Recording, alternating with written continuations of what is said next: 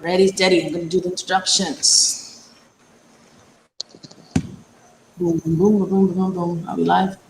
The tier is on. Hello, good evening, everybody, and thank you for coming and joining us on our show today.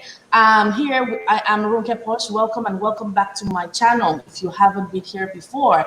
So today we're going straight to the point. Due to popular demand, children are online these days and they are being engaged in different ways. Children also need to know about their sexuality. They need to know the difference between sex and sexuality. We have different family formations. We have a lot of issues right now happening. Last week, we treated the issue of homosexuality and the watching of pornography by our teens. And this week, we will also be talking about sex amongst our sexuality of our children, what they should do, when we should begin to have those conversations with the children, how to answer difficult questions and the likes. So here today I have 3 experts today that work with children. As you know, I only bring you the very, very best. So today, right here, I have Dr. Princess, who has, I'm sure, over 30, 40 years of experience, and any question that you have today, she will be able to answer your question for us. So good evening, Mara, and thank you for being here today. Thank you so much. Good evening. Thanks for having me. Thank you. Florence Carl-Ogle, who is also a family life therapist and coach. She's able to answer more of our questions as well. All their links, all their bio, I would make sure that we see it scrolling at the bottom.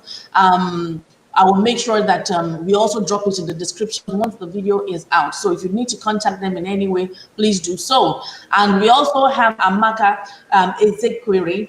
I don't want to murder her last name, but Sabi, and I'm still going to edit her because she just told me that it has an underscore. I'm going to edit it as we go along. So today we'll be answering challenging questions, and I will let you see how awesome and amazing our guests look today. Check them out.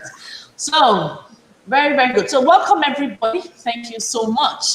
So historically, we've always told children their body parts. This is your body. Some parents even find it difficult to talk to children. Let's even start from there.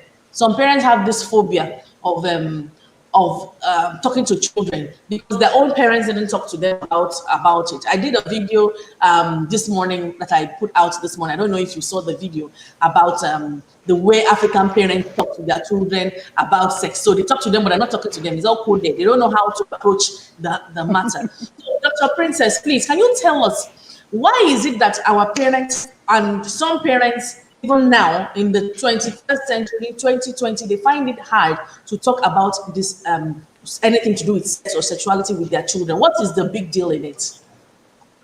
The big deal basically is our societal perceptions and how we've been raised from our childhood. Sex to us is sacred in the African context.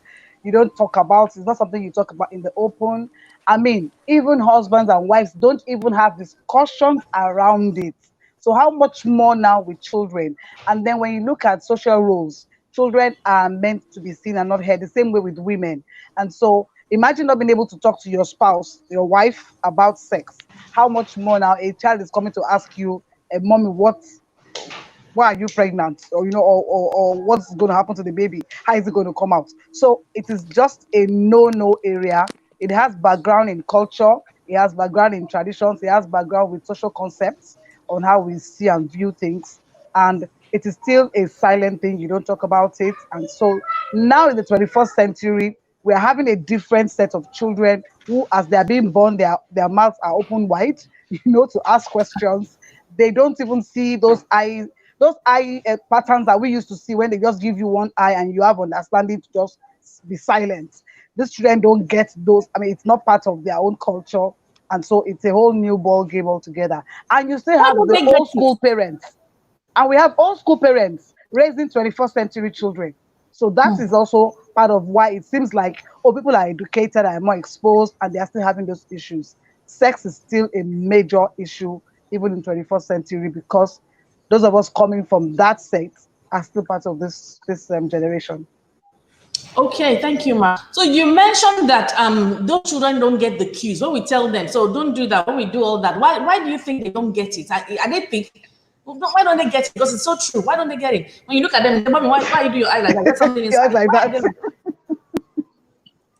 It's a very interesting thing because for me, I have raised old school children, I've raised 21st century children, being able to still have children in my 30s. So now I have my youngest is 20. So I know that it was a bit difficult for me with the last two. But what is there is to be intentional.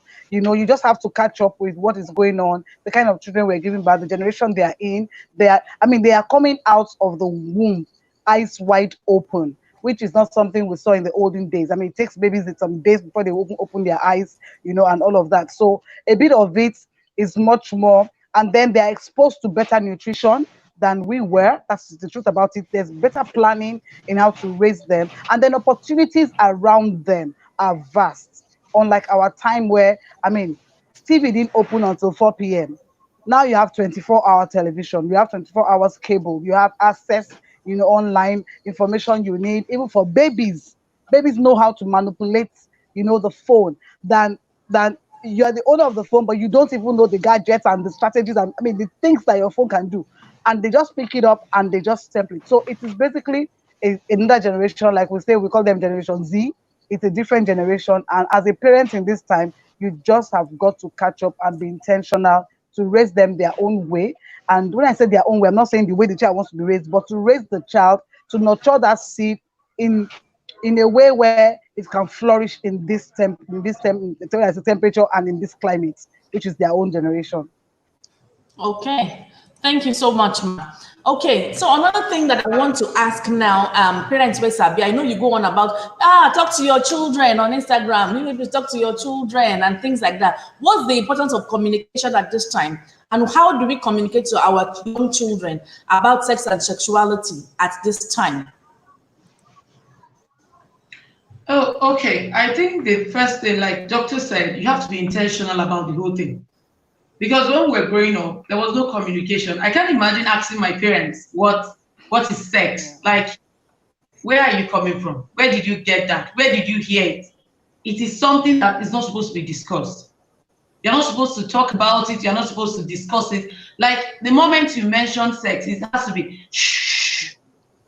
Then the question is, with the children we're raising now, they are very smart, they are intelligent, Yeah. they get information even before you think of hiding it or saying it to them. So how do we communicate? We have to be intentional about this whole communication thing. You don't have to hide these things. You don't have to keep keeping them, and you don't have to communicate with your children the way your parents communicated with you. You need to learn communication. If it has to do with parents and children, you just have to learn communication. If you grew up in a family where everybody we are into ourselves, if you have anything to say, just say it and go. No, this time around, you have to communicate, body language, look into your child's eyes. You have to spend time with your children. And in communicating with your children, you have to understand their love language because you must use it. And in using it, you are beginning to understand your children. And in communicating with your children, there are children that will not talk with you the same way the other child will want to talk with you. So you don't have to, the way I'm going to tell my 16-year-old about sex is not the way I'm going to tell my 12-year-old. So we have to be very, very intentional when it comes to communicating with children. If you are only going to be raising your voice, then you are wasting your time because your words also must be heard. This is not your voice. Your words, your actions, the true thing you are communicating is servant leadership because you have to show the example of what you are talking about. So at this moment or at this age and time, this is not the time to hide things children need to know. This is not the time to say, no, no, no, don't talk about this. This is not supposed to be heard. No, no, no, this child is coming. The moment we keep hiding, children keep making mistakes. We were not communicated to when we were growing up. We're also beaten for making mistakes that we were not lectured on. So do we also want to continue a trend? No. We now have to ask ourselves, should we talk about this? Is there something more beautiful for the children to gain? Because I think that the moment we begin to communicate with our children, the thing we gain there, if we are intentional, is that these children begin to gather this confidence that nobody can tell them what they don't need. But if you give a child without when you are talking about them, we need to be talking to them. What should we be telling them and when? What should we be telling the children and when? When it comes to this sexuality, if we're going to be telling children, sorry, I didn't get that. What should we be telling the children and when should we be talking to them? I didn't get that. What should we be telling the children and when? At what age? Okay. If we're going to be intentional with everything we're going to be telling the children. Okay, let me take, for instance, the topic we're having today, sex. Yeah. If we're going to be telling the children about sex, because when I talk to my children about sex, everything it has to be age appropriate. So the first thing first is that my children have to understand body parts. We don't have to hide all these things. You see parents and you keep saying, call these things by their names. It is not sweet. It is not lollipop. It is penis. Let the children know it. The children have to know it. They don't have to get the real names of their body organs outside. You begin to tell a child who knows that the name is breast. They are telling the child is orange. Like, can we be real and intentional and guide our children's right? The body parts have to be broken down and their real names must be given to children at the right age.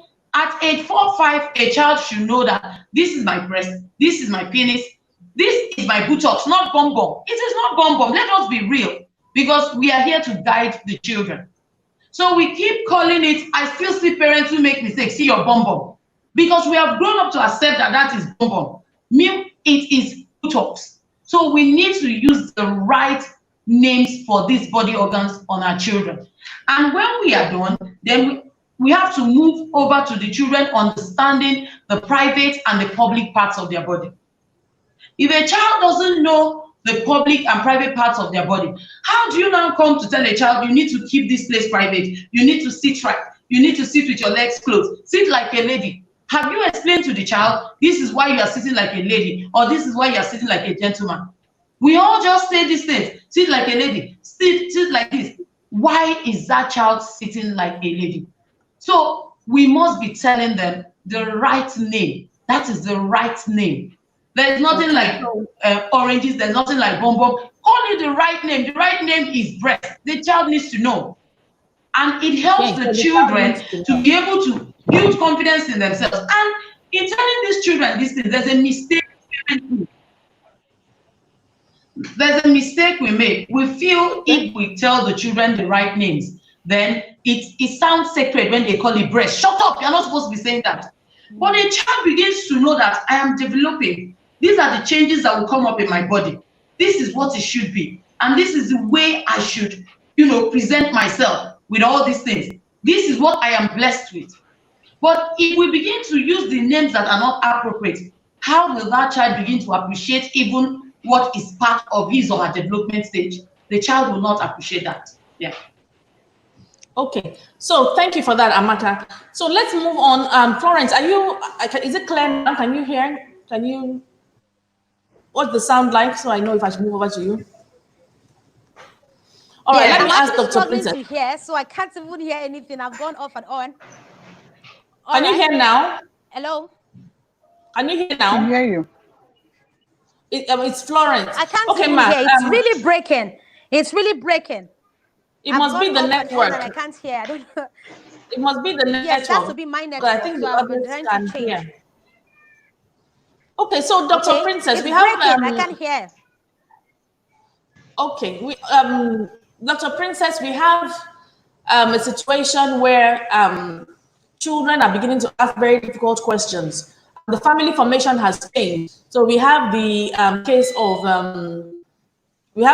of I keep getting distracted. The power has just gone out.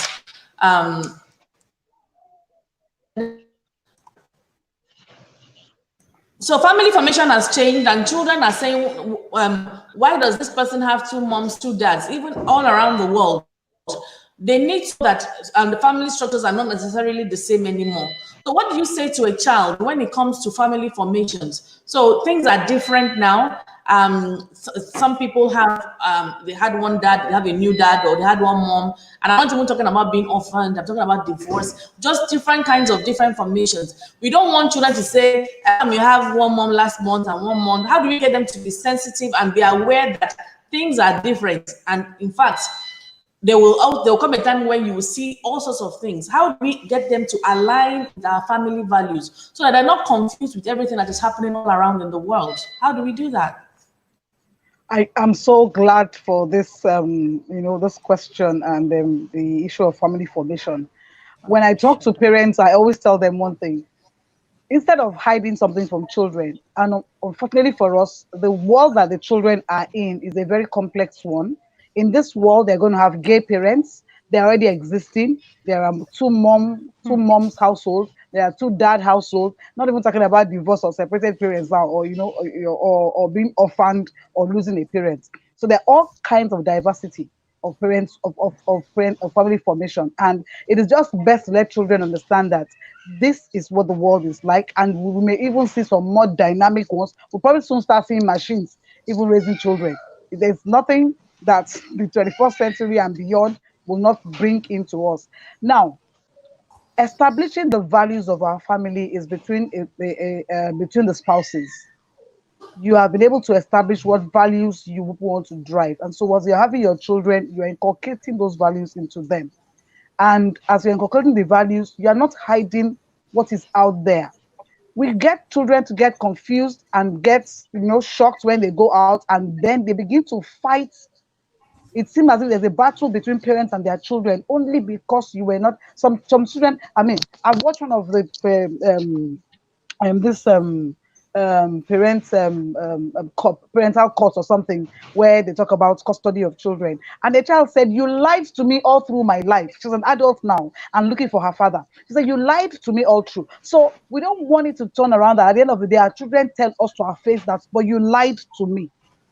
So we've got to be able to present the world to our children, and part of it is sexuality education, just like my sister talked about, where you're able to establish conversations that are complex with your children, and say, this is what the world is, but these are our values, and they would have had those values before they even begin to get exposed to what the world has to give.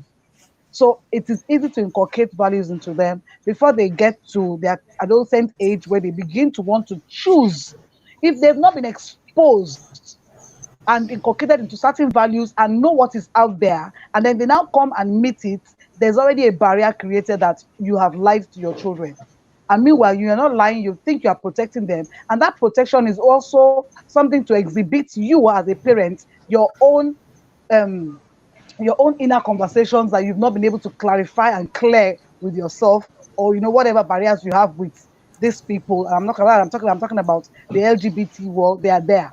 It's a major force in there. And we also have what we call them now, pedophiles, who are already fighting for their rights to have access to children. So we've got to be able to be updated on what is current and what is not current. But with our children, you start from as early as possible to begin to share your values of integrity, non-discriminational, where to love. Love is the major thing. Love everybody for who they are.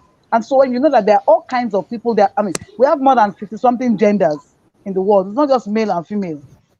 And some of them are scientific, some of them are real. Some of them are born that way, in terms of having somebody who's a hermaphrodite, who has both organs, and deciding which one he wants to pick. So there are the realities of the world that we stay in a scared place, and we want to make sure that those people are bad, and then we portray badness to our children, or evil, and then they come and see that that person is even better off than the person who is in church. I mean, these things happen in terms of the person shows empathy, shows love, is accommodating, and you people who call yourself church people, you gossip yourselves, and the children get to a point where they begin to look at you like you guys don't know what you're doing. So we've got to be able to know that we need to inculcate our values, the right values, into our children from as soon as they are born. We exhibit it, we model it, we're intentional about it, because the good book says whatever you put into your children, they won't depart from it. So if you're able to put in the good seeds into them, I mean, or cultivate because they're the ones who are seeds. If you're able to nurture and cultivate them properly, and let them know the atmosphere is like this,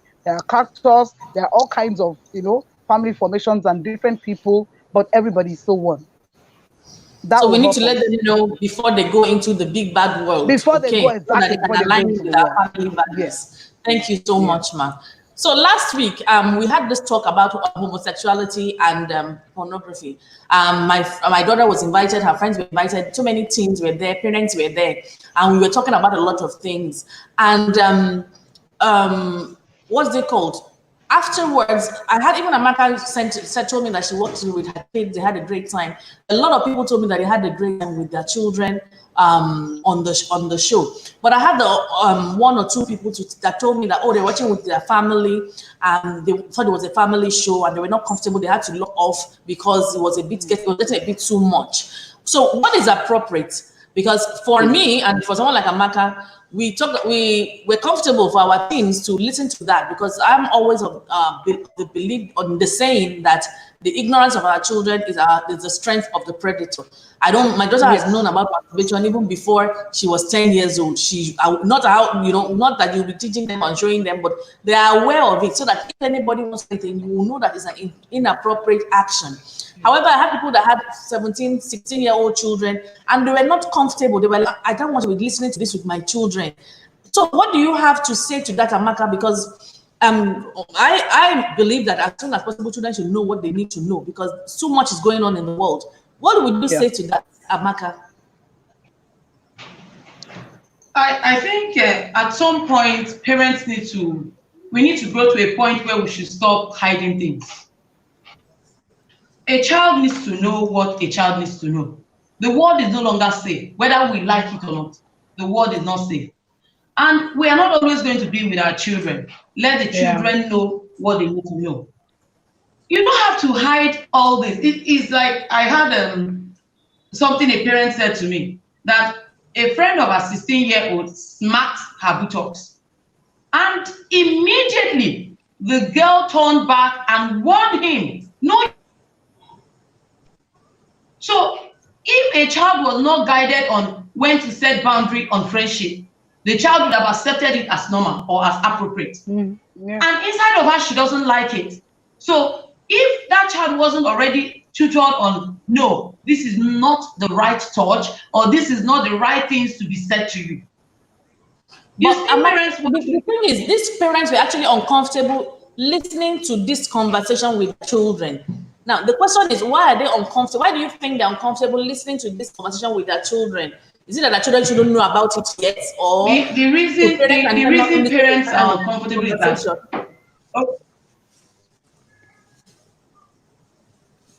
I will just tell you that the things we think we are hiding are the things these children already know.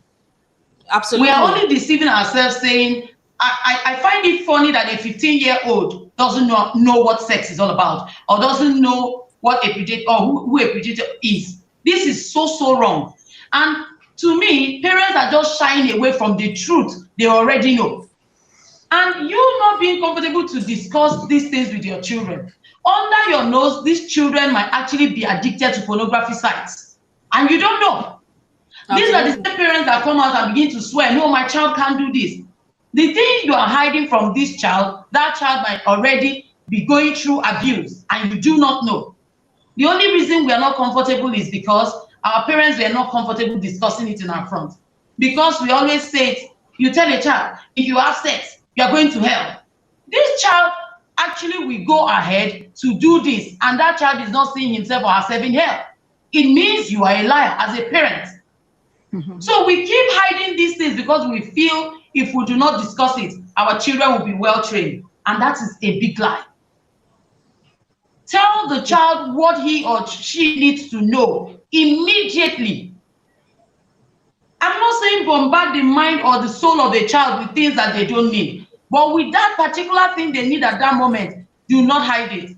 Haven't you walked into some homes and you see parents watching a movie with their children, then there's a kissing scene. You see children closing their eyes, closing their faces. Why should that be? You need to tutor a child on age-appropriate things. And once they know it, their mind is prepared and confident to face this unsafe world. And the thing is, they come back to you telling you if they experience the same thing you have tutored them about. If you do not tell these children these things, they end up knowing it and they keep just laughing. When you tell your parents, oh, my child doesn't know about it, please lower your voice, lower your voice, lower your voice, I don't want my son to know. The child actually just, I already know it, keep deceiving yourself. The worst thing that can happen to me or to any parent is let our children get critical information outside and from strangers or from their friends. Okay, because if you don't tell them at home, that can happen somebody else will tell them. That is just the way it is. Someone else will tell them. And we give them phones. We give them phones, then we don't talk to them about sex. Forgetting that this.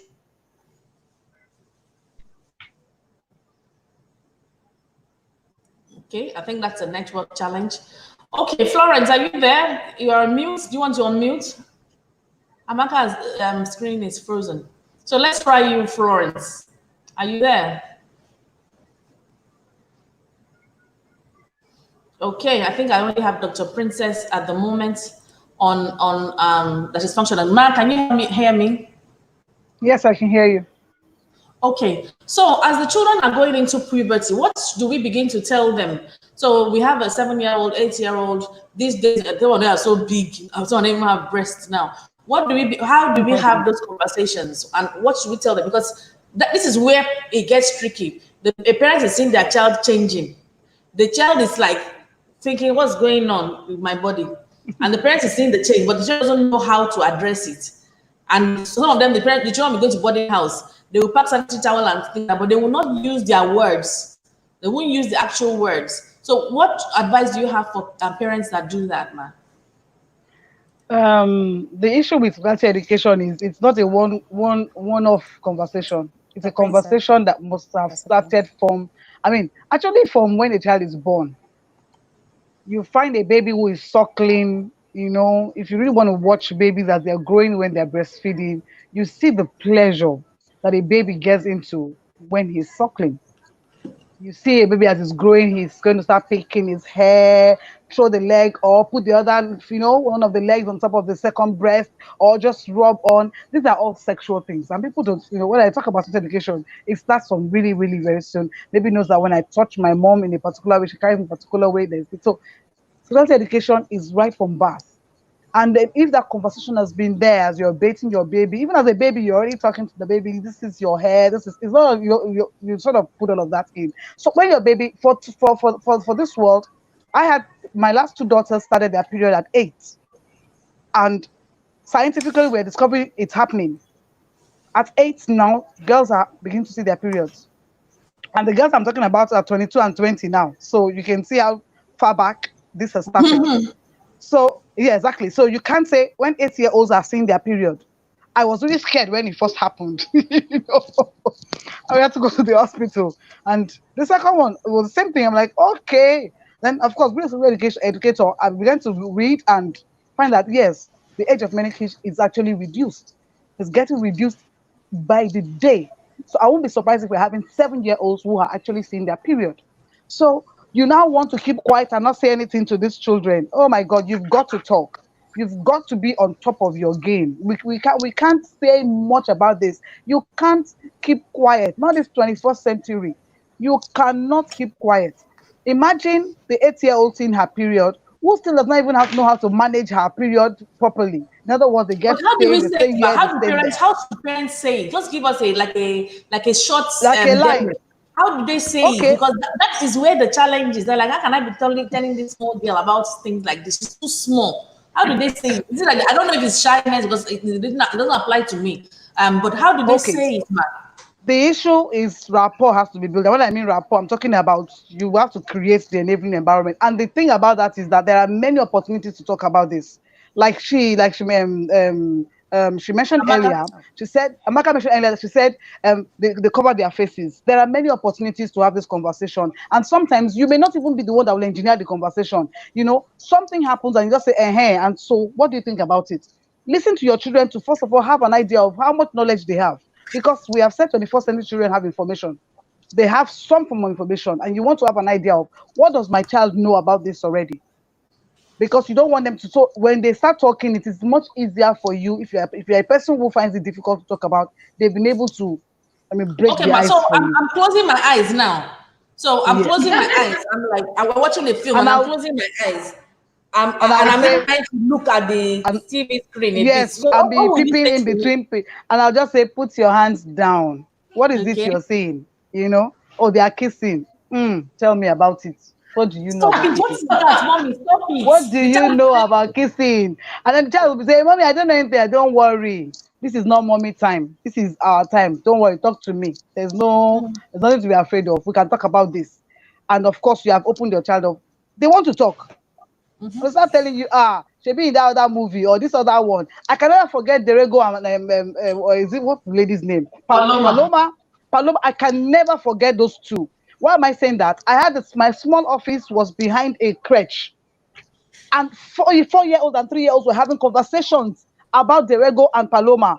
He loves her, he doesn't love her. No, me too. And Paloma. And, I mean, when they, I had to cross over to go and look at these children, and I'm like, we don't believe these children have conversations. They do. So you just want to is that environment for your child to talk, and the child starts talking, kissing. Meanwhile, you both have taken, everybody has taken their eyes off the screen. It is now looking at ourselves and talking. So whatever it is, if whatever they are doing goes beyond kissing, your diversion has come in as one, and then you're having a conversation. And everybody wants to laugh about it. You want to be in a relaxed mood, you laugh about it. And I tell parents, even if you are shocked, please keep your shock inside, internalize that shock. Because once you show an emotion that will trigger your child to cut off, your child is not going to come back and talk to you about this. You'll say, Okay. no. So it's something, but it's something you work on. When we talk about intentional, being intentional, it's not, no, we're not born that way. We're not raised that way. Our childhood affects a lot of the things that we're doing. So we just have to work on ourselves so that we can be in a better place to help these children in this generation. Awesome. Thank you so much, ma. I'm happy to hear that. So Florence, let's try again. Are you there? Is it better?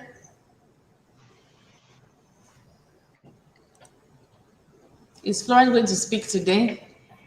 Okay, Amaka, in a situation where the parents have not spoken to the child in time, maybe the child is now 12 or 13, and they've not had that conversation and they don't have that rapport, how do they begin to fix things? The beautiful. we have to fix it. Dr. Princess. We have to fix it. Here. But the first thing I'm going to say to such parents, if you know that you are going to talk out of fear, please hold your fear or delete your fear. It was fear that made our parents say, the moment you start seeing your period, the first thing your father, especially our moms, will say to us is, be careful, once a man touches you, you are pregnant. How many men touched you and I when we were seeing our period? How many pregnancies did we bring in? And this thing now sticks to our brain. So we have to delete that knowledge that is not even coming from any place. We bring into the child, we start telling the child about what they are experiencing in their body. Like doctor said, start asking the child. Now the child is already, the child already is getting to puberty. There are so many things that might have changed in the life of that child. Probably out of fear, the parents were not prepared to talk. It was like, you go first, I go second, you go first, I go second. Now who will break the ice? Somebody must break the ice. The first thing I say to parents at this stage, get help from a coach. Talk to somebody who actually is the right person to advise and educate you on the right step to take. Because what you didn't do at the right time, you need someone to guide you. So if you have gotten that confidence, you have gotten that guideline from a coach, then you are able to talk to your child.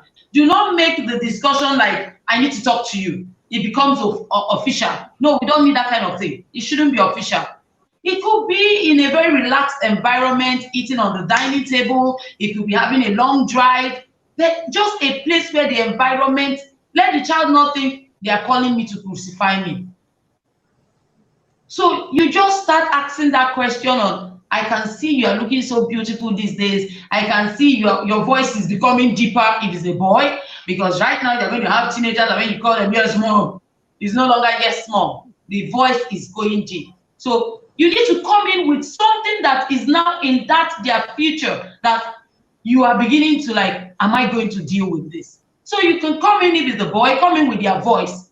Your voice is getting deep these days. You say, thank you, Mom. Now you have gotten into that child, because the child will laugh. The ice has been broken. Now ask the child, how do you feel that your voice is changing? Firstly, you're going to hear from the boy that, oh, my friends are saying my voice is getting deep, the girls are this.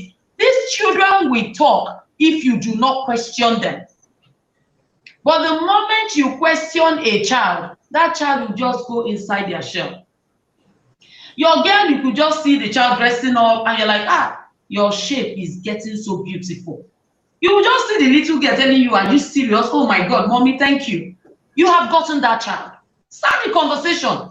There's no time. Don't make it shy. You know, that one is dependent on personality type. On the stop it, mommy, I don't like it.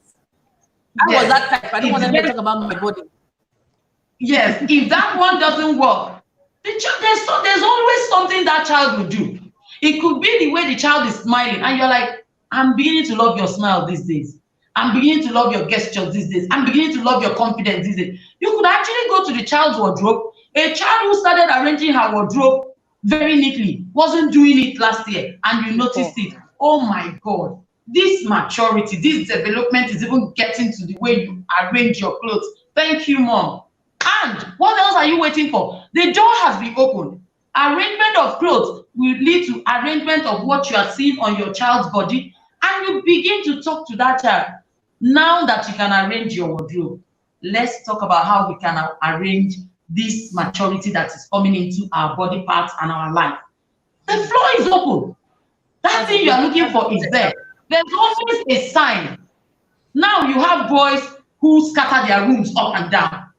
Then you walk in one morning, he's cleaning his room. Maturity. His friends are beginning to talk. Boy, and they clean my room, oh, and they arrange my room, oh. He hasn't done it, and you walk in and he's doing it. And you just have to ask him, my God, I think I'm going to have my night rest here. And the boy is like, oh my God, proud moment. I think I've done something good. Before you know it, the environment is open for you again.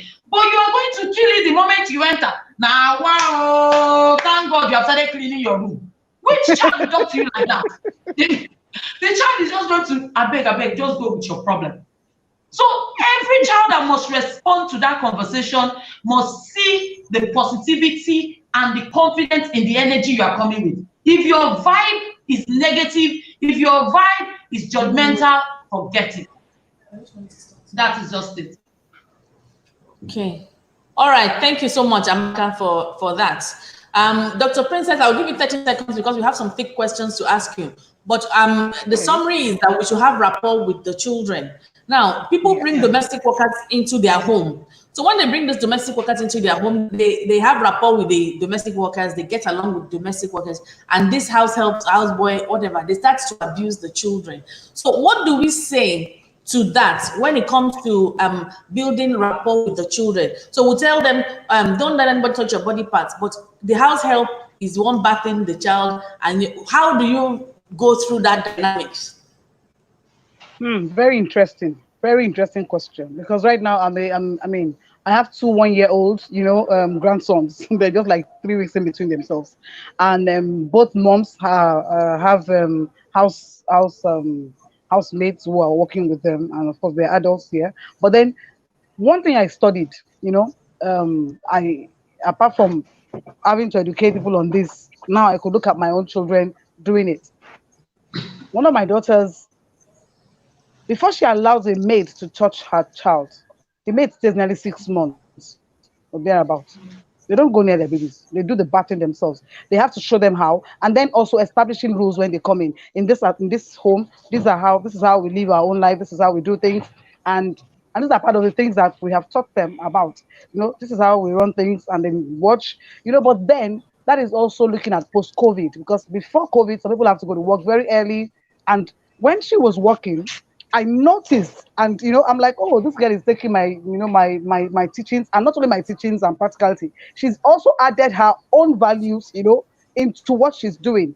And I'm using that as an example.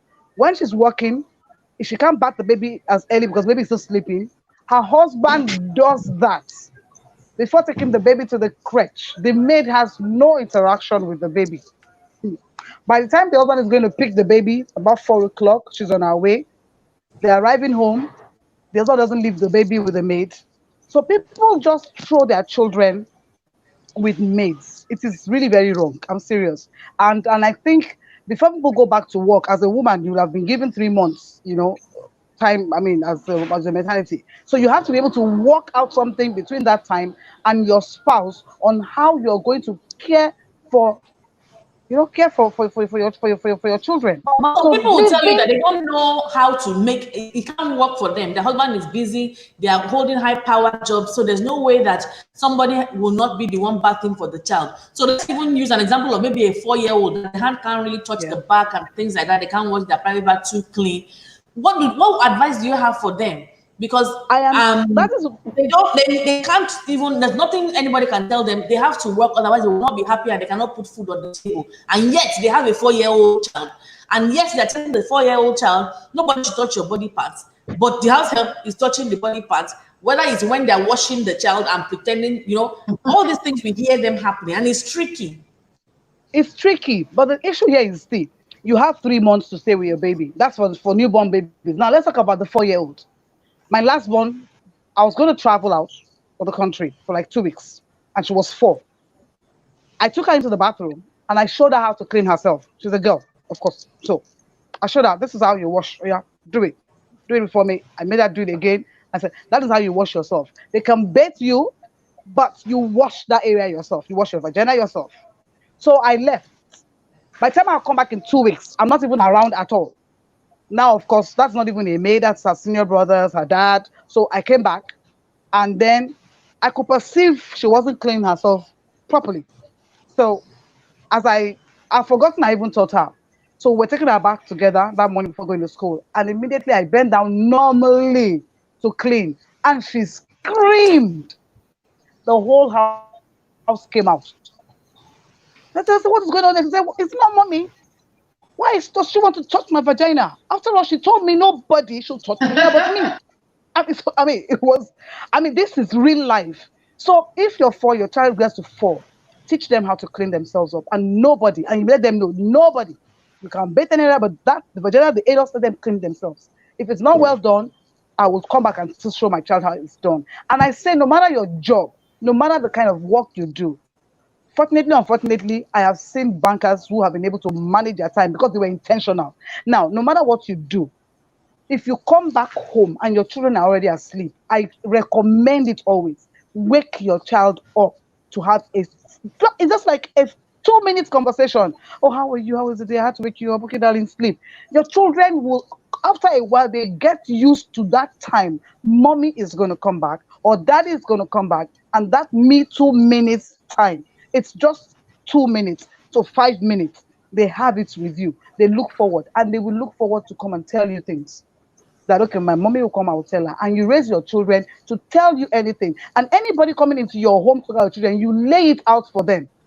Lay it out. And this is why you must be open with your children so that they can come to you no matter what. Let them keep that open gap and give them that ability. Sometimes we get into our parents' thing, I'm tired, I'm home, or let me kick up my shoe, and they want to run to you and gist you. But what happens? You're just like shutting them up.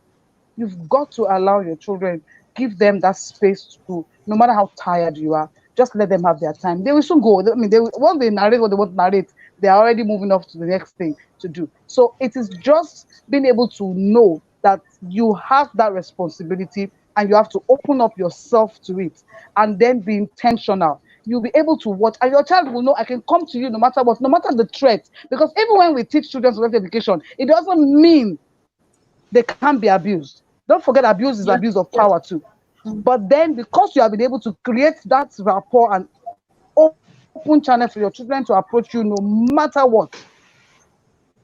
So do you recommend that the children have these rules? Do you leave these rules at home. So you are telling the house help and you're telling the children together at the same time. Like you're having Together, a family meeting, yes. so that Yes, everybody yes, knows yes. all the rules. Everybody knows Like, the rules. Yes, everybody knows the rules. so It some doesn't people say, happen. you have to be feeling insulted.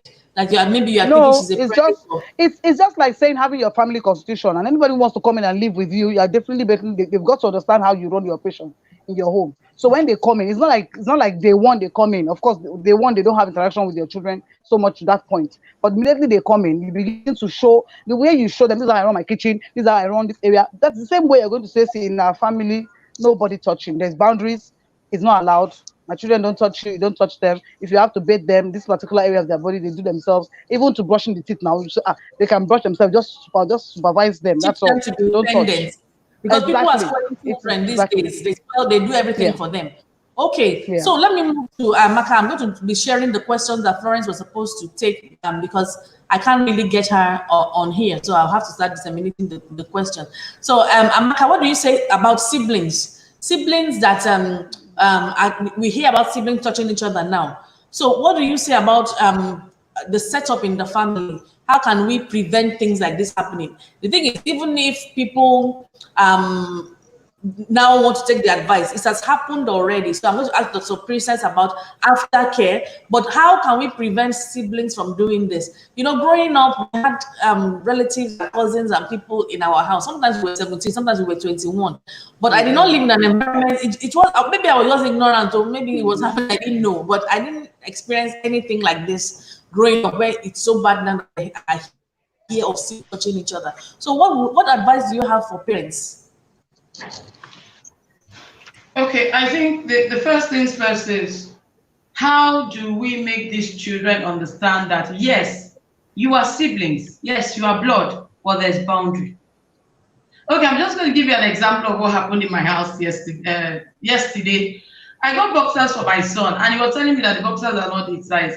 And I said, how did you know? It looks like your size. And he said, but my sisters, I told them. I said, were they there when you were putting on the boxers? He said, no, that's, that's, you know that I tell them, we share everything. I said, how did they know? He said, I already finished wearing, and as I was coming to you, I made them to understand that these boxers are not my size. What am I saying?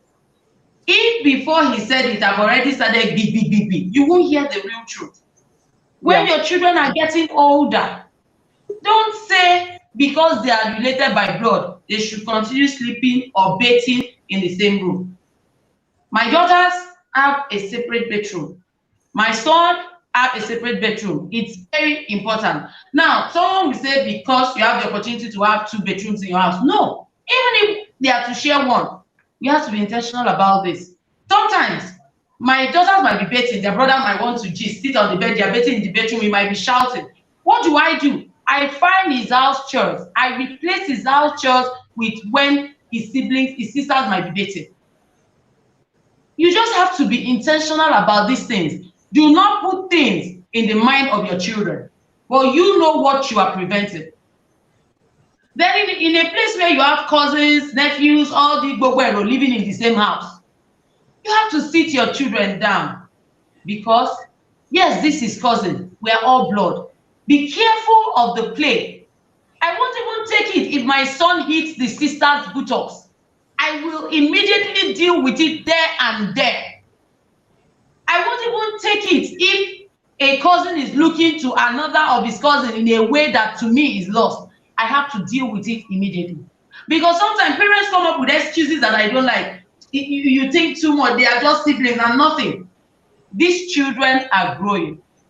It is water, it is blood, it is emotion that is running in their system. You will not always be with them. Do that thing that you are supposed to do. You just have to observe, you just have to notice when that play is beginning to get out of hand. There's a moment the siblings play begins to get out of hand, you begin to check it. Okay, so we need to manage it, and we need to keep them as part when it comes to intimate things. Okay, Dr. Princess, what do you say about some homes? The family, the dad is going around in his boxer shorts and just moving around, and some children see their parents naked. They don't see anything. We're all family. Daughter can see mom naked. What are your thoughts about that? Son seeing their, even some boys still see their moms with sagging boobs in the house, or tie wrapper, or wear only bra. You know, all those things that we see. What are your thoughts about children are so curious these days, seeing body parts of parents? What do you think? I mean, I have my own practices, but I don't want that's why you are here today. Tell us what you think about children seeing the nakedness of their parents and all those sort of things. Generation Z, as we call them, 21st century is not the time for us to grow like we grew up school. I mean, for me, I grew up still seeing my parents naked. My dad saw me, all of that in my time, even as a teen. But I see that it's not the same with the generation we're in. You can't do that. So in these days, we talk about privacy, we talk about boundaries, we talk about, confidentiality issues, boundaries particularly. If you want to raise your children and then you are the one who is doing the exact opposite of what you're teaching them, it's a problem. Now, Maka shared earlier on the issue of sibling. All of these things come up from not being able to establish proper boundaries. Mothers today think that they are raising children of the same generation as themselves. It's just different. What parents just need to understand is that the children born in these times are totally different from when we were growing up. And you see, the excuse is they keep saying there was no abuse back then. Abuse has happened back then. Abuse, I mean, I'm a survivor. Abuse happened back then. But yeah, we could say not as much as we're seeing today. Of course, that also has to do with population explosion as well. So you can't compare the population then to the population now. So a lot of things have factors to it. But it's basically setting boundaries. My children know to knock the door if they want to come into my bedroom. The time their father knows not to go into the girls' room. Yes, and the marker was saying something about even if you do not have girls' room and you don't have boys' room, there are still ways to establish boundaries, even in the self-con. There's still ways to establish boundaries and to Any ideas respect how can we do boundaries. that? If you have a two-bedroom, so mom and dad are sleeping in this room, and One, two yes. children All the or children three. are staying in one, whether they are male or How do female. we manage There's that still at night time? They're not going to be touching under the blankets. They should not sleep on the same bed. No, they shouldn't sleep on the same bed. Because One mattress. under the blankets will only happen if they're on the same bed. If they're not on the same bed, everybody has their bed. Let's say you have a two-bedroom and that's what you have. I mean, nobody's going to say go do something out of your capacity. You have a two-bedroom and then you have your girls. So do a bunker for the girls, do a bunker for the boys. I think they can still come I've down stayed at in, night when everybody yeah. if they're really determined. I think where the They, challenge they, now is they that can we be, need to plan yes. our families. They can be determined in terms of the exposure the children have been into, because we're also talking about exposure. If a boy keeps watching porn, he's going to want to practice it on whoever is close to him. Sibling will not come in. But if you've been able to establish boundaries, and the children I spoke earlier of being able to know that your child can walk up to you to say, "Mom, my brother touched me." Some children even stop it. I've heard a sibling who said, "He touched me," and I looked at him, and it happens. I avoided being alone with him. Meanwhile, the other sibling fell into molestation. Two girls of the same parents, and one fell under the brother's abuse, while the other one said, "No, no, no, no, no, it wasn't right. I'm not going to stay. I'm not going to engage, be alone with him, find myself alone with him." So it is still basically education. It's still basically education. It's still basically knowing that, see, no matter what happens, I would love you, because some children will feel guilty about it, that, oh, my brother taught me, how can I tell my mom?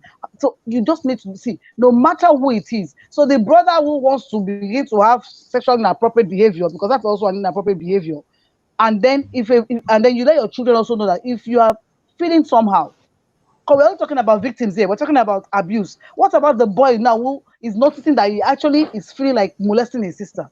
Is it okay for that child to be able to come up to the mom to say, "See, I'm feeling like touching this person"?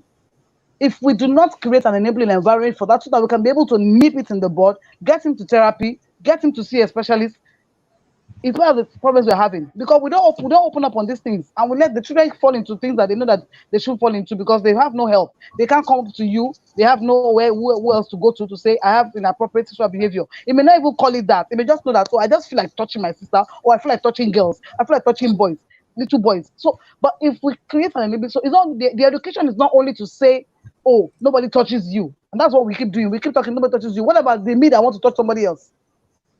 Because there is me, I am having this feeling and I want to touch somebody else. Because the abuses we have today is 75% more children against children than adults against children. And it is happening big time. Whether people reject it in Jesus' name or not, whether they want to pretend everything seems fine because they are not really, they are refusing to, they are saying the signs and they are deliberately denying to themselves that something funny is going on in here. Once your intuition even tells something is going on, you need to probe into whatever is going on. You may not exactly be able to clamp it on the hand that this is what is going on, but my mind, something is just not right in here. And then get your children to know, you can talk to me. It is okay. That's very Some powerful. are already hooked on porn. Yes. Too can be the predators. They can be the one that want to do it. So people always think people want to abuse my child, but your own child can actually have that instinct and that desire to want to do it. Okay, that's awesome. Thank you so much, man. So Amaka, what do you do when you stumble on a child? If a parents who stumble on maybe children playing doctor, for example, what should they do? You know, many parents just feel as if they must smack them and say, why are you playing doctor? What are you doing? So they're touching each other's body parts because it's exploration to an extent. It's not always because they want to be predators. Sometimes they just want to explore. A boy, number one, we shouldn't keep them in an environment where they're unsupervised. But we also know that they start having this conversation of you're a boy, you have a wee, and that's where we must also use the appropriate names. When they are doing all this exploration and they are curious, maybe you stumble on maybe a girl pulling a boy's penis because he's thinking, what is this? What should the parent do at that point in time? What do you think they should do? I'm going to tell you what the first reaction is going to be. For a parent, because you are intentional and we have been guided and we know it, the first reaction is still going to be what our parents have done. Hey! Jesus! From where? To your father's house! To your mother's house! This cannot be happening. I trained my child very well. You have come to spoil my child. This is the first thing that happens. We begin to see that our own children have been trained well. What of the mind of a child that actually wants to explore? What of the reaction we have made that will damage the innocence of children? We see children play these mommy and daddy games. We all did it when we were growing up. Yeah. But now you just see, I have a sister, the moment she hears, let's play mommy, let's play daddy. Oh yeah. I don't want that kind of game. But the truth is, what I will do because I now know better, I'm not going to shout. We're going to sit down. Okay, can you hear me? Yes, we can. Yes. Okay, I had to quickly jump in on another device. This our network has a way of doing its own thing. So I'm going to be on 2 devices at the moment. Okay, I think I'm back on. There you are. Let me come out of one.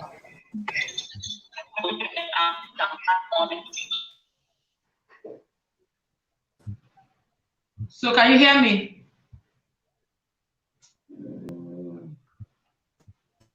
Okay. Can you hear me? Yeah, I can hear you well. Okay. So the first thing I'm going to do is to talk with these children, sit down and even find out what they are up to. The only thing we saw was a child pulling down a pants or wanting to see the penis. So all you need to do is to sit the children down. That is the moment to begin to talk about private parts that belongs to myself, because my body belongs to me. That's the moment to begin to teach the children about this place of this part of the body doesn't belong to anybody. It belongs to me. We are not to share. We are not to play with it. This particular part of the body, your breast, your penis, your vagina, is not meant for anybody. That is when we begin to talk to the children. I will talk to the children about private parts, what we should keep private, what we should not experiment or play with. That is exactly what we should do. But I know that every parent that will come into that kind of scene that has not been tutored or guided well is going to raise an alarm. And the painful part is that the innocence of a child might be destroyed. So we have to be very careful. Our emotions, like doctor said, there are moments your shock should shock you alone. Do not bring out your shock to the children. Guide them so that they can know the right thing to do.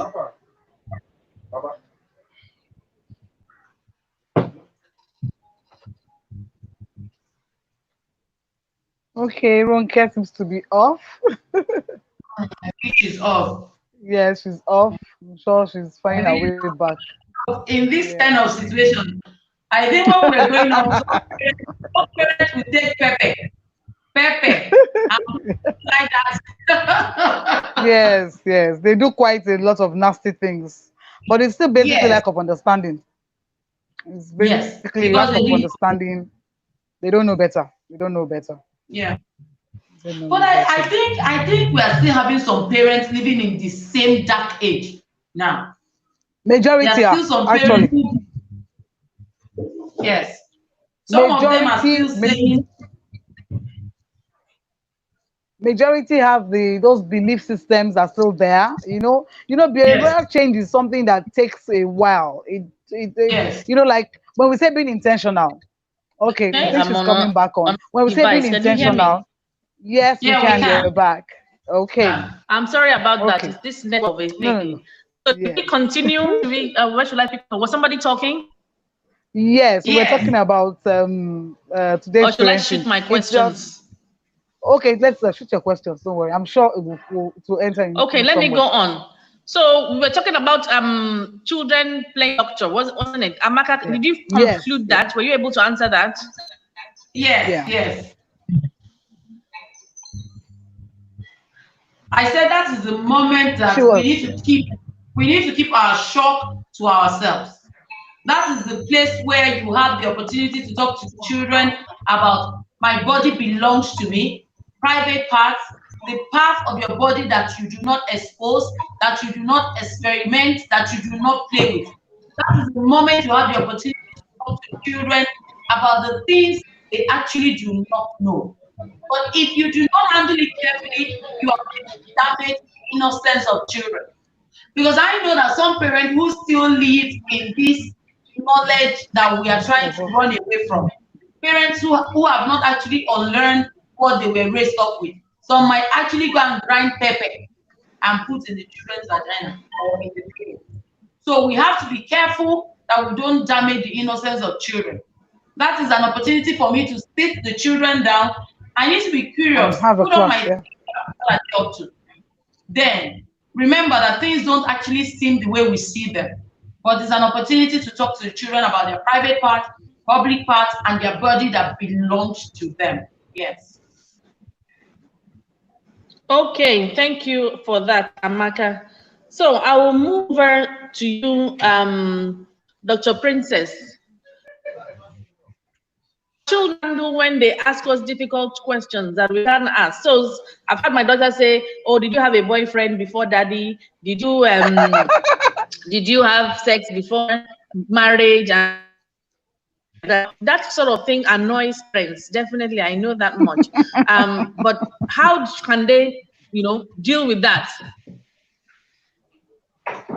Okay, some of these conversations are also age appropriate. In terms of how you respond. It's just like parents who say, "I never failed, I passed all through," and then somehow you now find a result from past that show that you made this, and then so it's just basically looking at age appropriate. There are answers that you give to your child at a particular time. I mean, what I and my married daughters talk about now compared to when they were singles, matured singles, and then when they were in their teens, and now they're in adolescents and they're preteens, it's quite different. So I will say age appropriate thing. When they are growing, when they're in their adolescents, for example, and they begin to like boys, and it's easier for you to say, "It's okay, I liked boys too." that's the age where you begin to notice one another. So there are times where you can share some things, but not really going too detail, into that topic because it's not age appropriate, and it's like giving what they call TMI, too much information.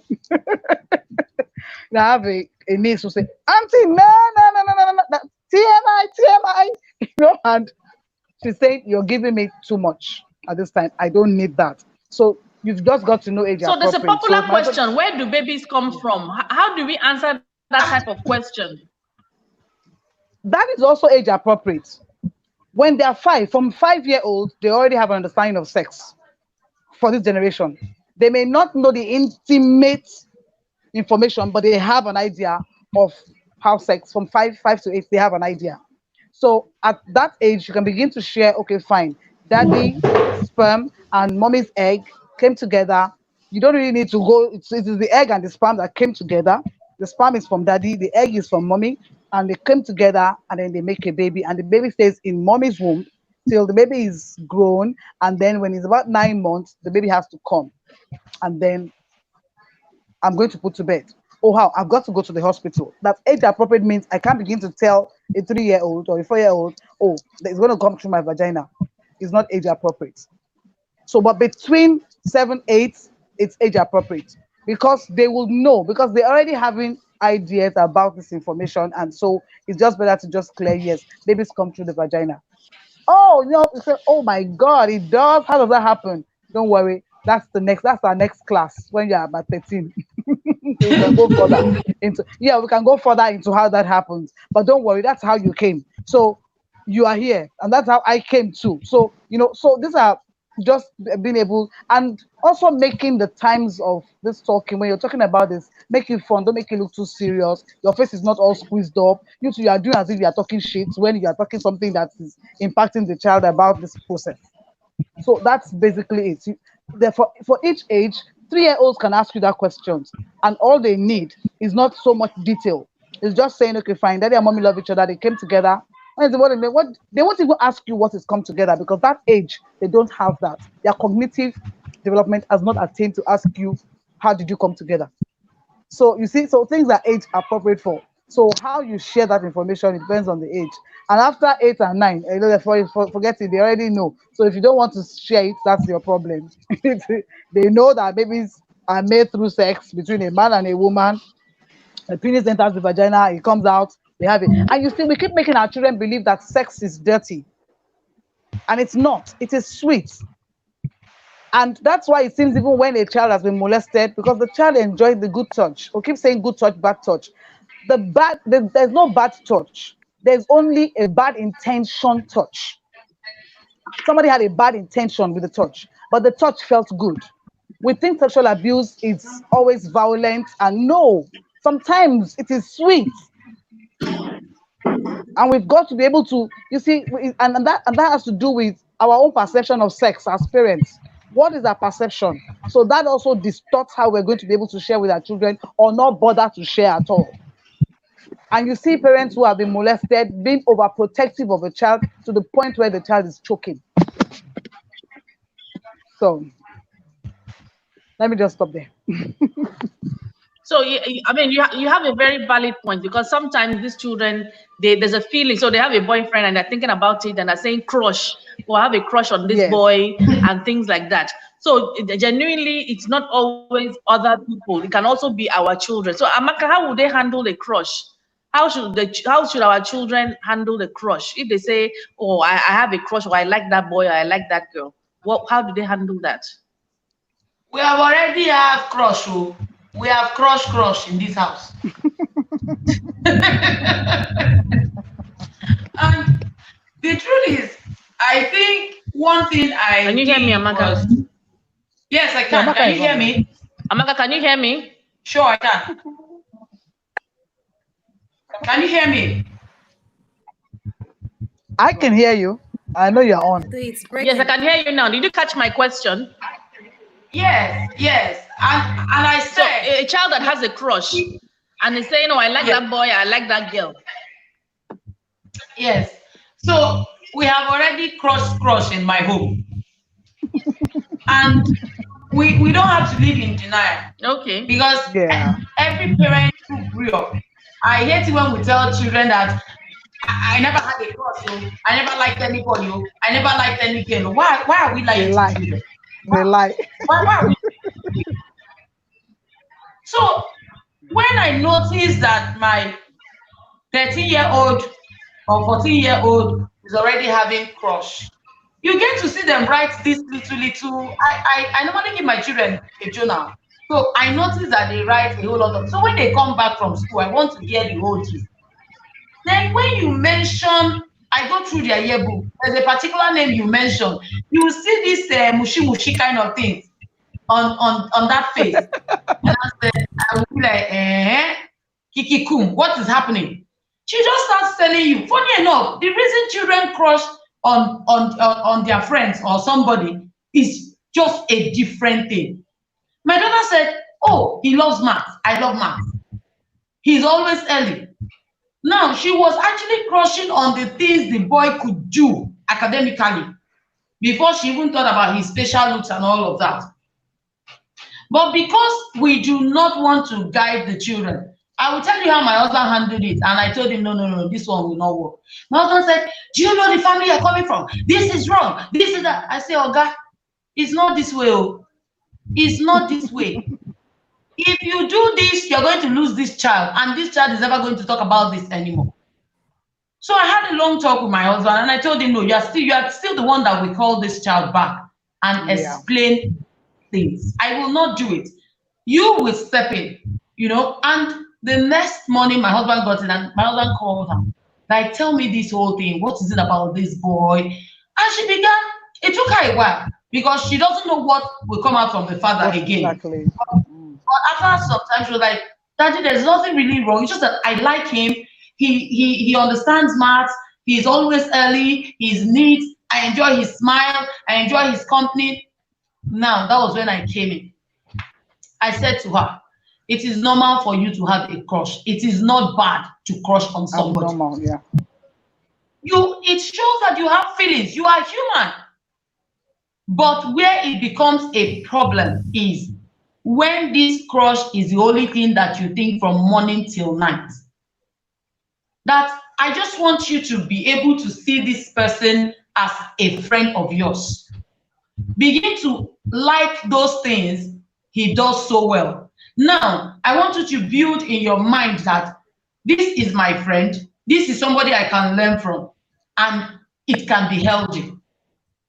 So the moment she listed out the things this boy does so well, and she said, he likes maths, I like maths, he comes early, sometimes he beats me in time. Now I said to her, it is now time for you to see this person as somebody you are going to learn from. You are going to begin to change your mindset. Then I made her understand that the person you are crushing on might not be crushing on you. And it will be so heartbreaking that the moment you wake up one morning and go and say, I like you, and that person says to you, but I don't like you, it's going to hurt you. So begin to see this person as your friend, someone who you are to learn with. Begin to create a healthy environment whenever you are with that person. And I think with time, she started seeing it that really what you are saying is the truth. But if you shout and begin to say that having a crush is a sin, you have killed the mind of that child. So we have to be really careful. And I gave my own experience that yes, I crushed on people too. So we now have to be able to differentiate between good feelings and bad feelings. The moment we differentiate between good feelings and bad feelings, it helps our children to identify what is healthy and what is unhealthy within their mates.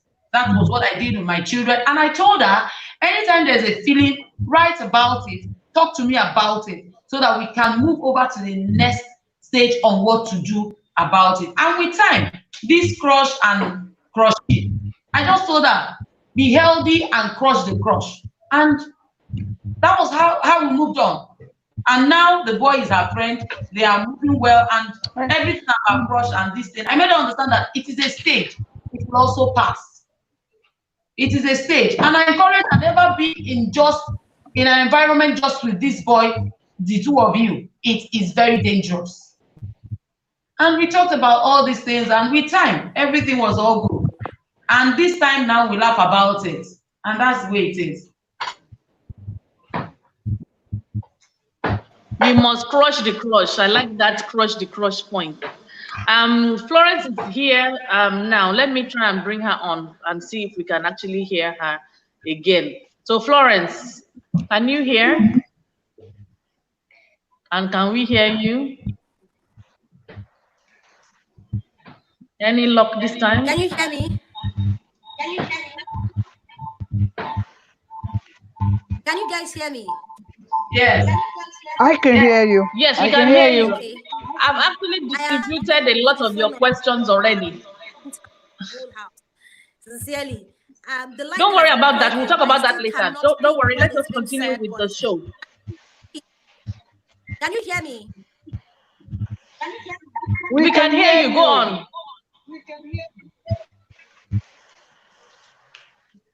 Yes. Can you hear me? Okay. Oh, we can hear you. Just go on. It's breaking on this other part, so I can't. It's okay. Just go on. Just go on. I can't. I can't hear anything. Okay, so we are back again. Unfortunately, we're not going to be able to have Florence. It's just not working out today. Okay, so let me go on with our questions.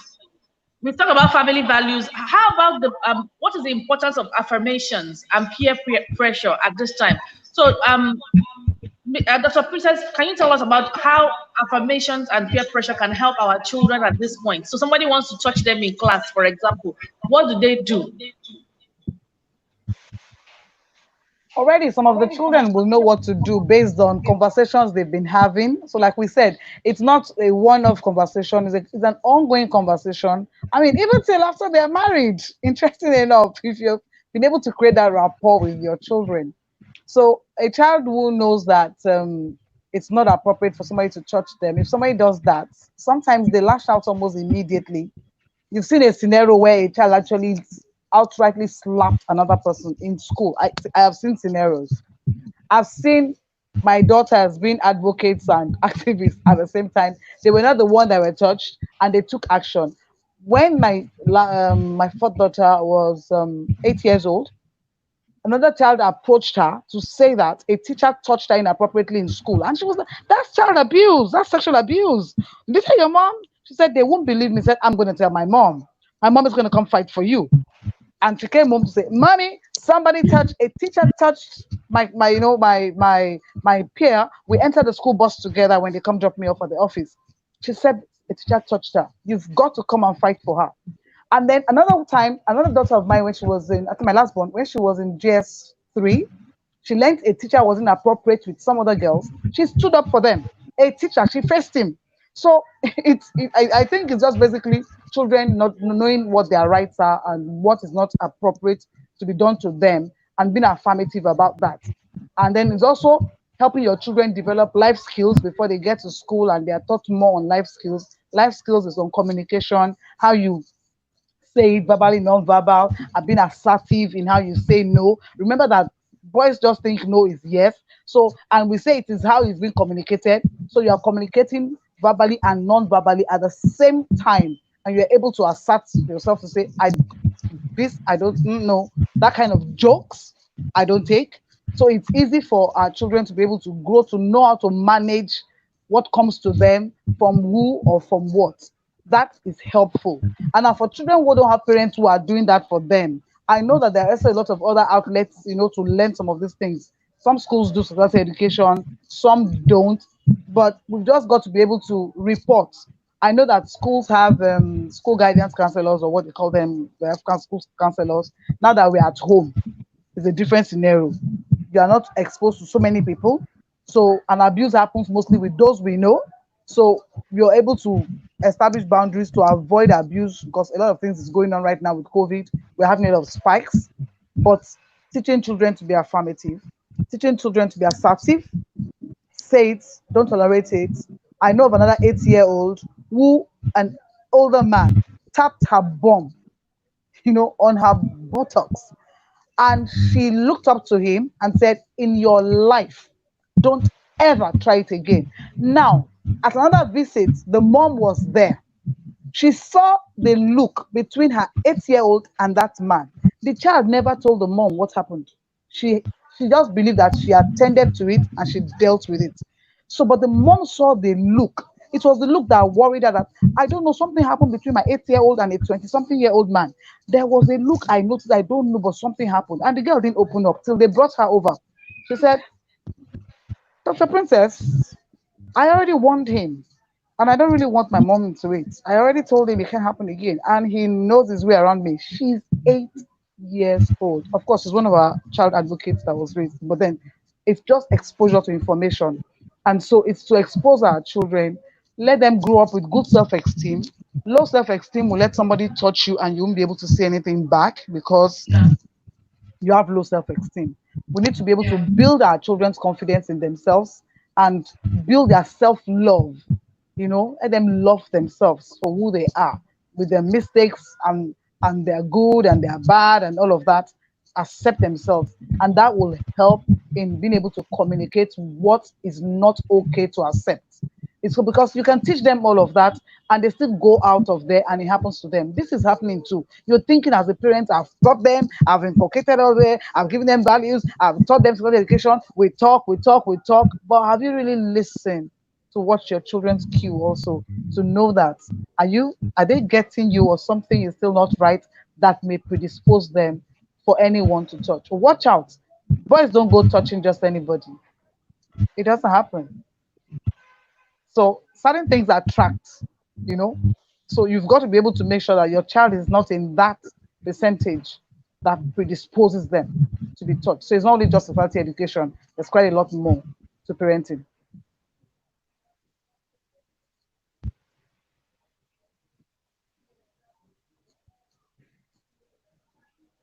Can't hear you. We can't hear you. I was muted and I expected everybody to hear me. Ooh, miraculously. So, Amaka, you have a son.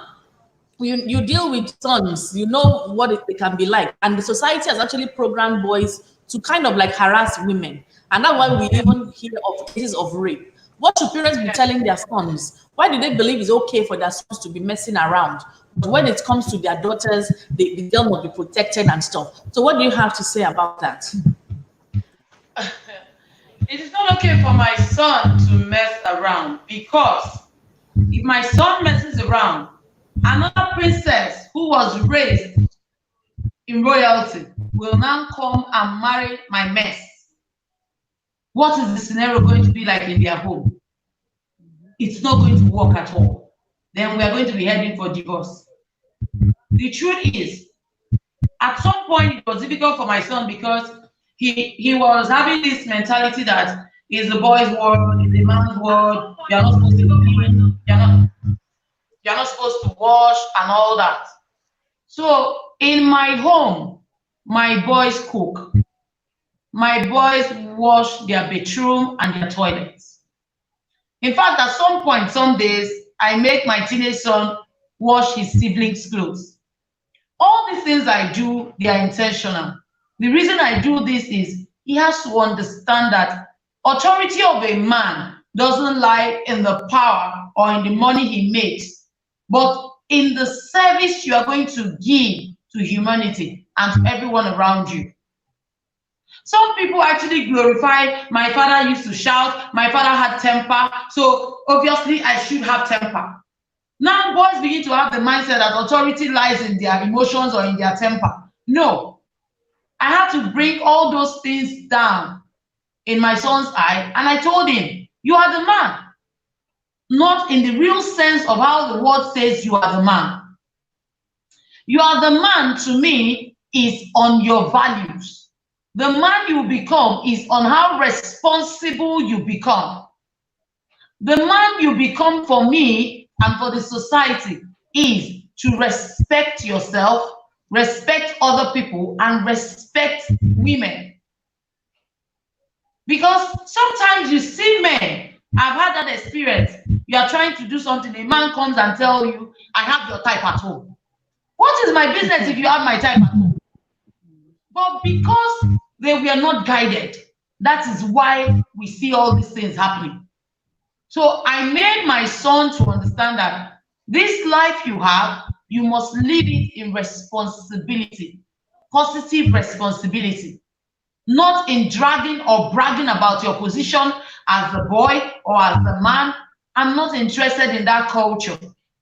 I am interested in breaking down things to you that it is okay for you to go into the kitchen and make meal. It is okay for you to pick the broom and sweep the house. It is okay for you to pick up the clothes that we spread on the line. It doesn't change the fact that you are the boy. And you do not have to mess your room around because everybody believes that the room of a boy must be messy. Yeah, sometimes he might not get it right, but if he remembers that this is the value, this is who I want to become, this is the life I am living, is not just for me, but for the society and for the humans. I tell my son, you are going to work with people, you are going to live in different countries. So if you take your mess and we accept it in our home, the people outside accept it. If you keep living in mess, it's going to affect your relationship, it's going to affect your work, it's going to affect the way you live, it's going to even affect your spirituality. And gradually he's beginning to pick all these things, and he's understanding it that there's no bragging rights, but the only thing is knowing your value and picking up your positive responsibility. That you were first a human being before you even got this identity of I'm a boy, I'm a boy, I'm a boy. So I broke down the chains, that cage of society saying, you know, he's a boy. I have someone who tells me, you don't need to touch your son on the head, and you know he's a boy, you know he's a boy. No. So the way I raise my girls to be responsible, I raise my son to also know how to cook, I raise my son to also know how to sweep. So everything is intentional. Yes.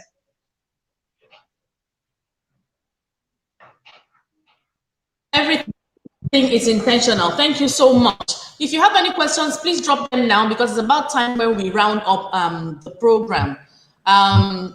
Yeah, it's about time that we round up the program. So if you have questions, please drop them.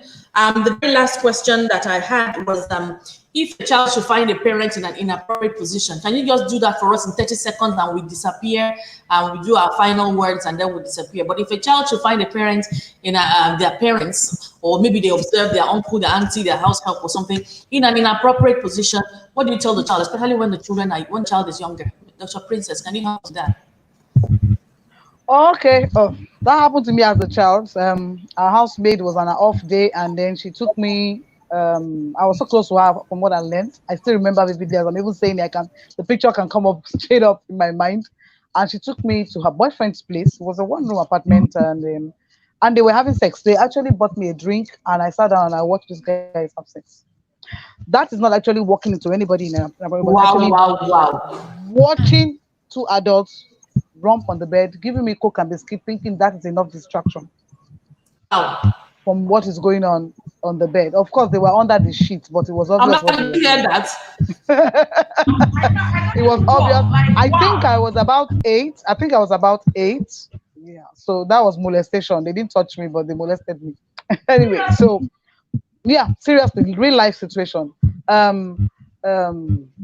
I think with today's generation, they are faster, they understand things a lot, and if they walk in and see that kind of a thing, if it was not their parents and it's like other people living with them, it is okay for your children to be able to open up to you that kind of a thing happened, because the adults may not want to tell you what happened. But when it is you and your spouse that your children walk up on, or depends on what your formation is like, or you're a single mom and your boyfriend came in and your child walked in on both of you, you've just got to turn that into a sexuality education class. I'm serious. Just see, that activity has got to stop. First of all, it has got to stop. You've got to cover yourselves up, and the child may probably rush out or whatever, but you want to get yourself together and call your child and let them know, see, that's what two people that love themselves, maybe husband and wife, that's what we do.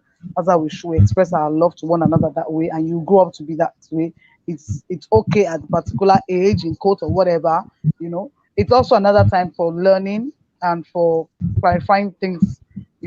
It's interesting enough. It's something else that can actually open up your sexuality education channel with your child. I mean, that I've been able to see that, and I can talk to my mom about anything. My mom was able to open up to me, or my parents were able to talk to me about it. There was no embarrassment. Of course, I should have knocked their door. These are the issues of boundaries too. So you elaborate on why there are boundaries, why he can't walk into your room if he doesn't hear come in. And you two don't go into their room if you don't hear come in. Everybody's respecting everybody's boundaries and all of that. It's an opportunity. Yeah. Okay, wow, that is some story that we really even. Yeah. In fact, people are even asking you to tell your parents. All those, it's. I don't even know what to say now. Real life. Things are happening. I can, as I'm telling you, the picture comes up. Wealth of experience. It's amazing. I'm just. I don't know what to say. It's a lot. It's a lot. And I bet things like that are still happening. That's why we need to communicate with our children so we know exactly what is going on. It's really, really, really scary. And Dr. Princess has to go. She has another meeting. I thank you so much, Ma. And we are still rounding up now. But if you need to just log out, don't worry. We understand. We thank you so much for being here. But anytime you're ready to go, no problem. Somebody's asking, Bethel is asking, how do you confront or speak to a boy child of 15 who has a girlfriend of 13? So the question is on the screen. A boy child 15 who has a girlfriend 13. Who actually told him that he has a girlfriend? They are calling themselves girlfriend. Even 7-year-old, 8-year-old, they are saying they have girlfriend and boyfriend these days. The thing is, because we have made the correction we give the children harsh, that is why they keep, you see, those things you tell a child not to do, those are the things they want to experience. But the moment you bring in your 15-year-old, I tell my son is 15, and I say to him, okay, I had a Sunday that a knock was on my gate because I like to use my own life experience. There was a knock on my gate, and the security guy came in and said that there's a girl looking for Ugochukwu. Ugochukwu happens to be my 15-year-old son. I said, where? In this house. How? So when they mentioned the girl's name, I said, open the door. And he said, it is from school bus, so because my son uses school bus. He said, it's from school bus. And she walked in. I said, oh, you are welcome. We're about to have lunch and all of that. The funny thing was that the girl was also with her mom because her mom wanted to know who she wanted to visit. So it's a two-way thing. So at the end of the day, I called my son. I talked to my son. I said, it is normal for you to have friends. It is normal for you to have feelings or, emotions towards the opposite sex. But now, what I say to my son is, let us replace this energy. The moment teenagers, sometimes you shouldn't let them be alone. I like to have conversation with my son. Tell me about this person. What is happening in her life? What is happening? He begins to tell me, there's nothing, she's just there. I like her. That's what you hear. Now, at 15, he doesn't know what love is all about. He doesn't even know what life is all about. These are just infatuations. These wash kind of things that comes into our eye and disappears all of a sudden. And you begin to hear a child crying, he broke my heart, she broke my heart. They can be writing those their letters. It is now time for you to reduce your shout, bring your son in and make him understand. There were some of us that it was at the age of 15, 16 that we started loving our husbands or liking them. We started writing all these backyard letters. So time has changed. So you just call him, guide him, direct him, teach him about emotion. Let him know when to draw boundary and always encourage him to replace energy. Replace the negative energy with a positive energy. What does my teenage son love to do? If I find out something my teenage son loves to do, I will join him to do it so that I can always be in the mind and conversation with my son. The moment you begin to make him see everything has a repercussion. You don't have to tell him that if you have a girlfriend and this thing happens, you go to hellfire. We have grown past that hellfire thing, please. We have grown past it. Let him know it is normal for you to like somebody. But if you know that right now you are not even capable of taking care of yourself, How much more wanting to go and take care of someone else? You have not dealt with your own emotions. How much more dealing with emotion that is going to come from someone else in the name of girlfriend? So all these things are you need to reflect in the mind and face of your 15-year-old. Sometimes I bring in my marriage with my children and I tell them that sometimes even in marriage you break down. You don't even know how to deal with your husband or with your wife. Now, sometimes I'm going to pass that frustration, or if I'm able to hold on myself, nothing happens. So what happens the day your heart breaks? Are you ready to deal with it? Tell them your story. They need to know the good, the bad about your own story. It helps the children to see the real thing, because sometimes this girlfriend or boyfriend thing is about my friend is having boyfriend. My daughter tells me that if you don't have girlfriend or you don't have boyfriend in her set, you are not a G. Some people are G, some people are main G, some people are low G. So these things are just pressure and influence that happens in the life of these children. So if there is any influence that my child needs to see, it has to be my action, not my word. So I need to live my word, I need to act my word so that they need to see it. But if you have to do this, do not do it in a strict or judgmental environment. That is the only way you can help that child. Wonderful. Thank you for the detailed explanation, Amaka. We have one last question here where Dr. Abdul Majid is asking that at what level of education should this be added to the curriculum? Now, what I tend to tell people is, so there's a curriculum at home, whether it's written or unwritten, and there's curriculum in school, whether it's written or unwritten. In the schools, we have something called the hidden curriculum.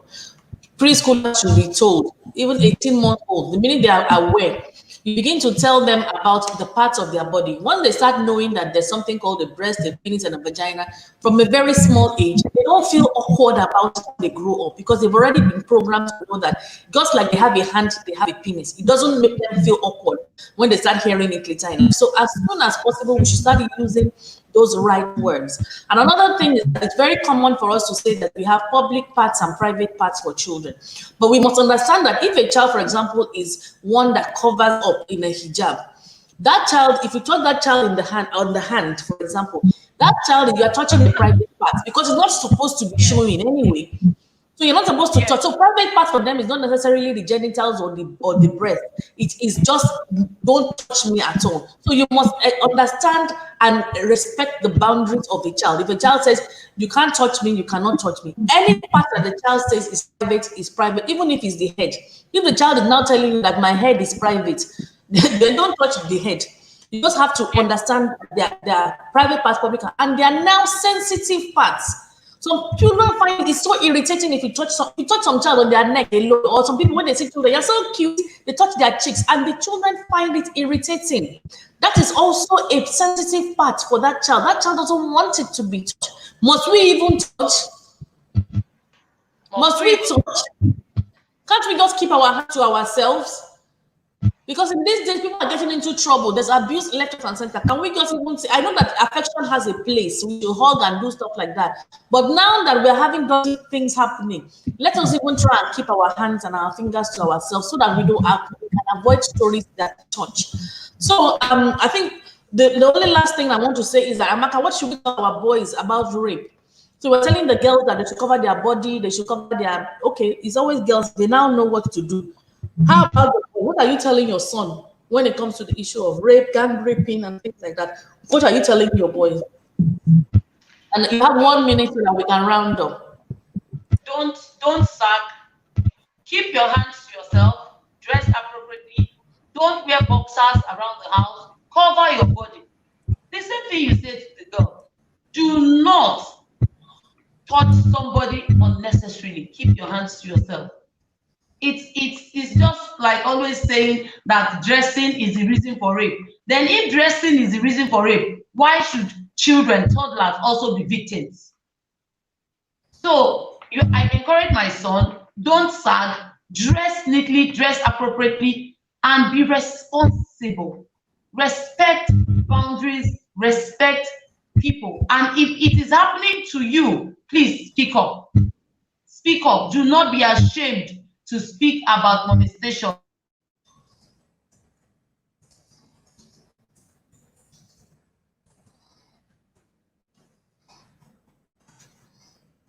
Okay, I don't know if it's my network.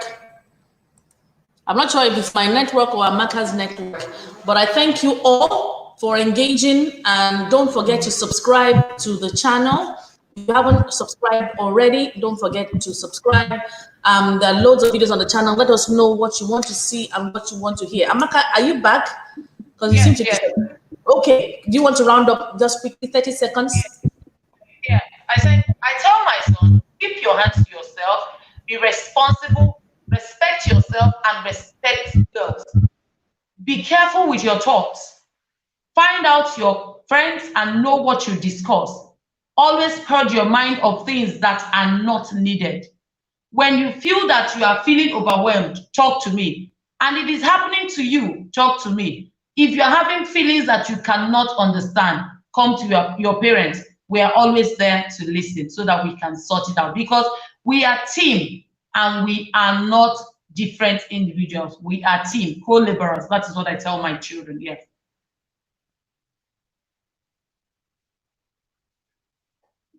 I can't hear you.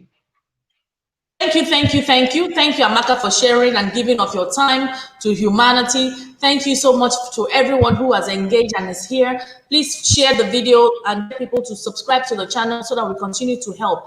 And also let us know the topics that you want to hear about. These topics, I didn't just say, well, what you like to talk about? We're following trends. We're also following feedback and questions for parents, and we're doing the hot topics. So stay tuned. We're still going to talk about abortion. That's the next one. We're going to talk about the boy child, re-engineering the boy child. We're going to talk about issues like that. And obviously, I also have videos for education. I'm going to be inviting educators also, because it's education, parenting. That's what I do, and empowerment, obviously. So thank you so much for giving of your time today. Thank you for coming to learn. Please share. Don't keep it to yourself. Don't cover your answer, like they say. And don't forget to subscribe. Amaka, I love you so much. Thank you very, very much. I'll be in touch. All right. Good night, everybody. Enjoy the rest of your weekend. RonkePosh.